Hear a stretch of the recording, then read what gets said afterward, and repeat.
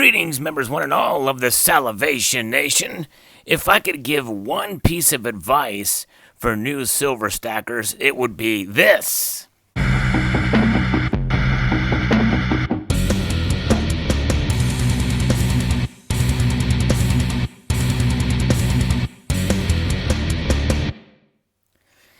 Yes, the one piece of advice that I think that I can give, probably the best advice I can give for new silver stackers is to know the price that you pay for silver.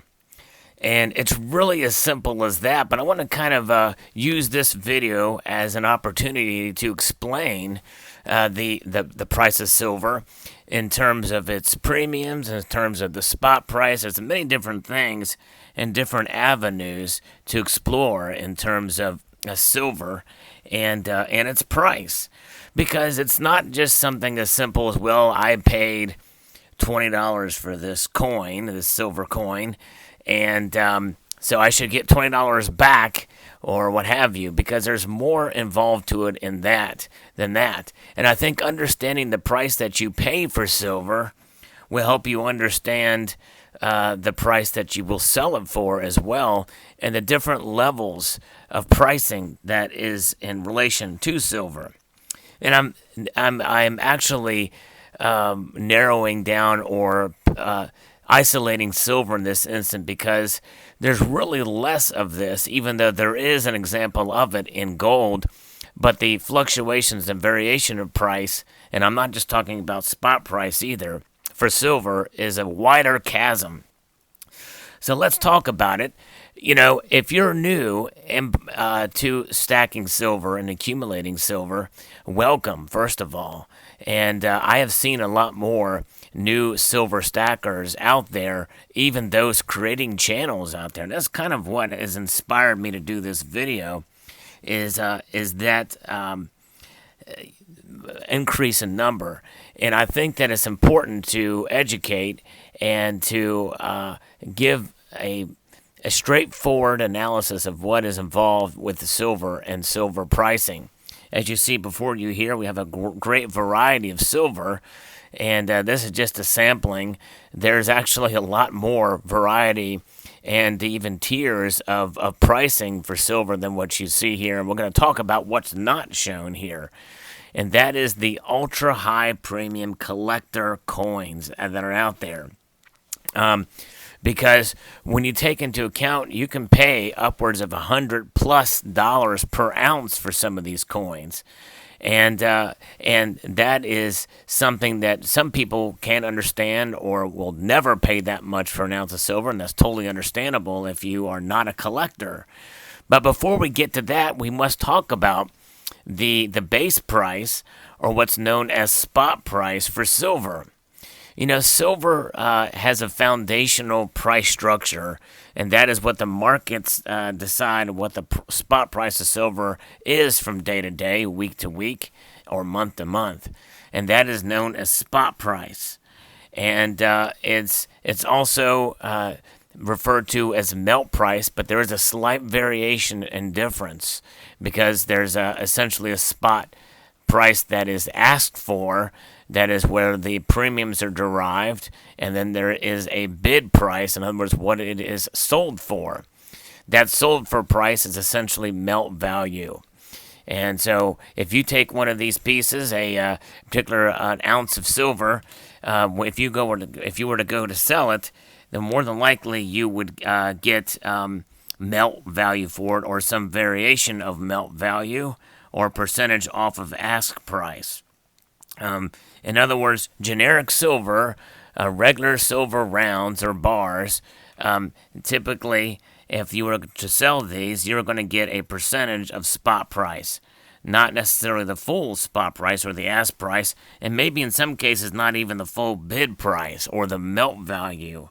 But most places will come very close to that, unless you're trying to sell it to a pawn shop and have not developed relationships there. They typically will give you much, much less for it because of their spreads that they try to sell it for. It's better to sell your silver at a local coin shop or somewhere reputable in mass at a larger bullion company. So that is the foundational price. It's spot price. And no matter what the collector value is of something that you buy it for, the worst hit you're going to take on something is the loss of all those premiums above spot price, whether it be ask price or bid price, or a percentage thereof. But so that is your foundation, and that is the sole reason, by the way, why people stack, because that spot price over the course of a long period of time has tended to rise, go up in price, and in the long run, preserve the value. In other words, silver is seen as a savings account. So if you understand that structure and hold it for the long term, you will do well to preserve your wealth. Now, that is the basic, that's the stripped down fundamentals of silver stacking. And that is there's no promises of making money on silver, the metal itself, but what you see here before you are a wide variety of different coins and rounds and bars that you can sort of base that foundation off. Next up, we have bullion. If you buy it, you're going to pay a small premium over spot price. That small premium may be, 50 cents, maybe a dollar, could be $2, depending on where you buy it from. But it is a negligible small premium over spot price for generic pieces that you find out there in various different forms and styles. And these are generic. It simply just means that they are privately issued, privately minted, whether from a well-respected mint that's either real or defunct now, or just regular unmarked or what have you, or even poured silver. Although poured silver, you will typically pay a higher premium for that because the poured silver takes some extra work to put together. Usually those things are hand done, so there's typically a bit more premium for those, and they're not quite as recognized in the secondary market because there's nothing really official tied to them, and depending on where you get it or how you purchase it, and where you sell it, it depends on the resale value. It's typically a tighter market. There are some poured silver pieces that command quite a bit of a premium on the secondary market, but you have to know what that market is. Next step, the next version is going to be government-issued bullion, such as these pieces you see here. It's these are United States Mint and Royal Mint recognized Britannia and Silver Eagles, and those have a higher premium. Typically, $3, $4, sometimes even $5 over spot, depending on where you purchase it. But they're highly recognizable, and they're recognizable in terms of resale value. They're most liquid.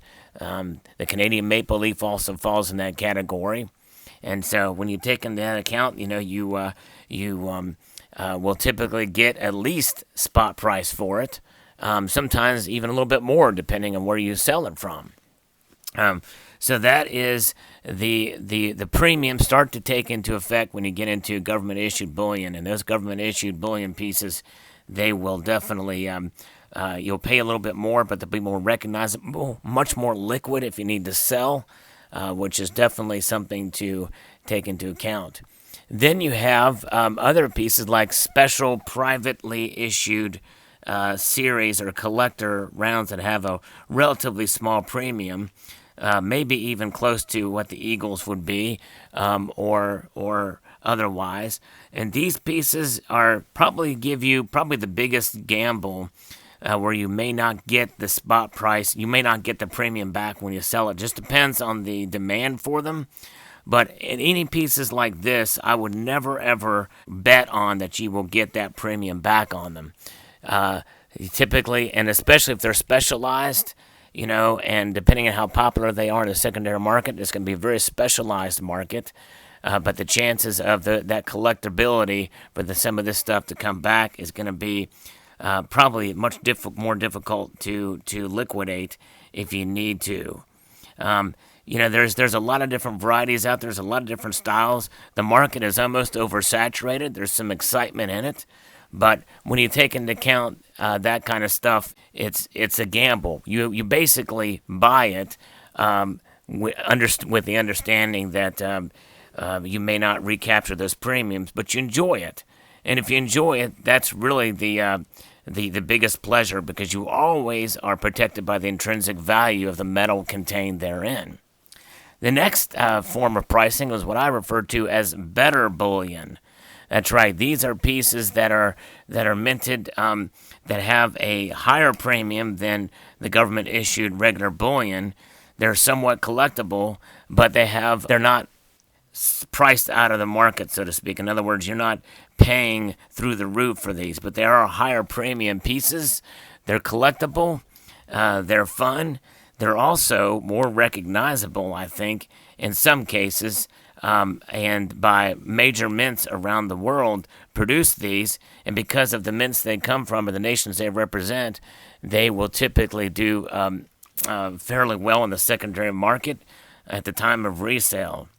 But as is the case with any collector coin, and even though these have relatively low premiums compared to the next phase that we'll talk about here, these typically, I would not make any promises that they are going to preserve that value when it's time to resell, unless you can find the market from which these can be liquidated fairly easily. And so that is the other, and typically that premium that is tied to those is going to be relatively high compared to the spot price. I would say probably anything that is not quite double spot price, I would probably fall into that category of better bullion. These better bullion pieces, and some of them have done quite well in the secondary market, by the way, I will add. I'm not saying that they won't. I would just never purchase them with that expectation. And the next category is the ultra high premium stuff that I talked about before. I don't really have an example of it of that here, but essentially it's the real high collector pieces. Actually, you know what? I do have an example of a real high premium collector coin. I'll pull it out and show you. I recently reviewed this on my channel. And this is what I would call a very high premium collector coin right here. It is the pulsating maple leaf, a beautiful coin. Definitely not for stackers. It is purely collector coin. It has 2 ounces of silver, so if silver, let's say, was $20 an ounce, well, there's $40 worth of silver, and this thing's almost $200. So you're talking about a very high premium specialized collector coin here, and so that particular piece, you basically are limited as to resale, as to where you can sell it. If they sell out, who knows? It may do very, very well. But I never ever expect to regain any premiums from those. That's something you buy either to speculate on or to just enjoy. Sometimes you can flip them and make some money on them, but regardless. The last category this is an example, probably not the best example, but this would be already previously circulated spending silver coins. I'm very specific in my language there, because silver coins that have been used in circulation, what I refer to as spending silver, have quite the low premium to them in most cases. This is not a really good example because this is kind of a common date, but it's got a little bit of a premium to it because it's uncirculated. But any spending silver that you get, that you can find for a decent price, I would encourage you to move in that direction for a pure stacker standpoint. But regardless, I hope this helped clear some things up in terms of the price of silver, because I think people need to understand what you're paying for when you do make these purchases. When you buy a higher premium piece, you take a bigger gamble not to get your money back. If you are stacking just for weight, get the low premium stuff. Get the generic. Get the government-issued bullion, especially government-issued bullion for liquidity. So I hope you enjoyed this video. I'd like to extend a multitude of gratitude to you all for watching and encourage you to please rate, share, comment, and subscribe.